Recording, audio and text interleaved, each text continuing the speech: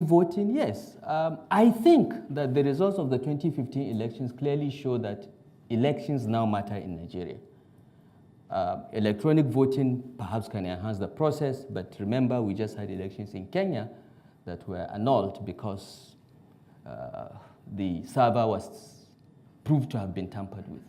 So technology may not be the all-in-all solution. I'm sure technology can help, but that is not the problem. Elections do matter in Nigeria. Even the semi-analog elections we had in 2015 were credible.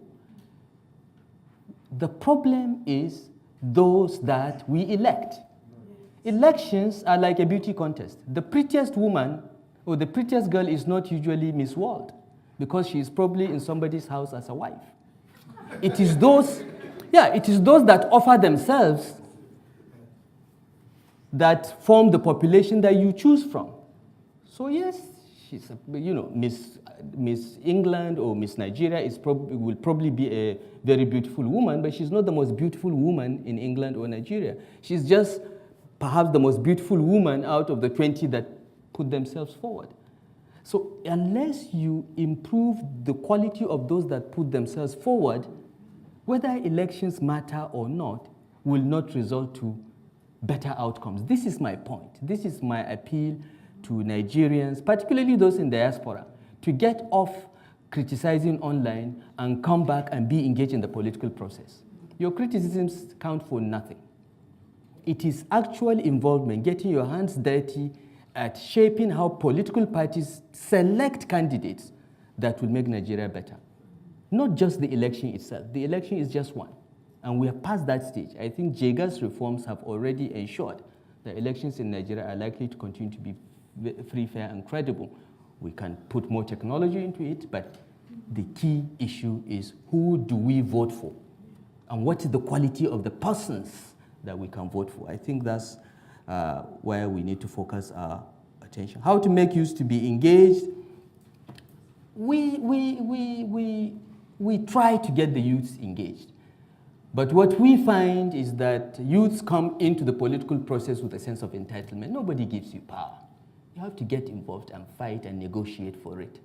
If youth think that old guys will just hand over power to them because they are young, they're making a mistake. That it has not happened anywhere in the world. It will not happen.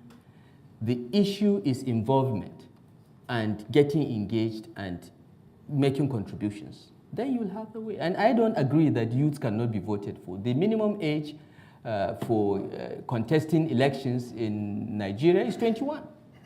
You can contest for local government chairmanship, councillor, even state assembly. I think even national assembly is 20-something. President is 30, I think, or 40. I think it's 30. So it is not true that young people have no opportunity to contest. It is just that they come in with a sense of entitlement without getting involved in the process and negotiating and getting the support of the party and the leadership.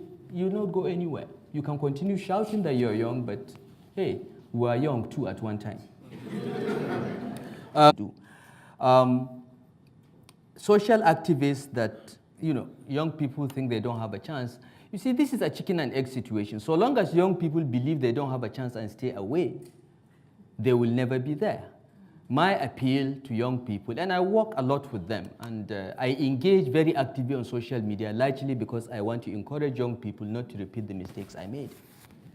Because until the age of 45, I did not believe in politics or joining political parties or engaging in politics. It was after I had served as minister and left office that I realized the primacy of politics over everything. I say this again and again to all the young people I talk to. Politics trumps everything.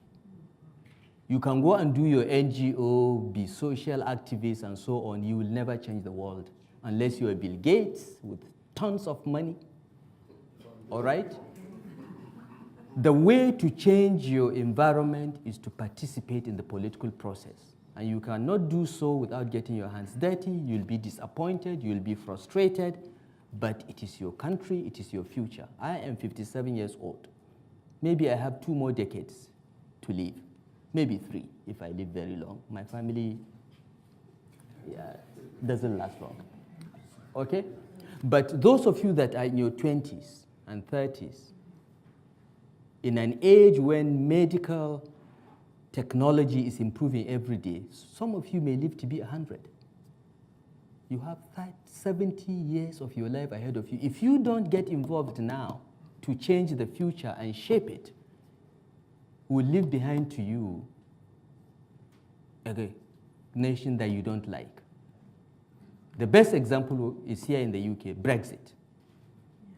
If the young people had come out in the numbers that they needed to vote for their future, maybe the Brexit outcome would have been different.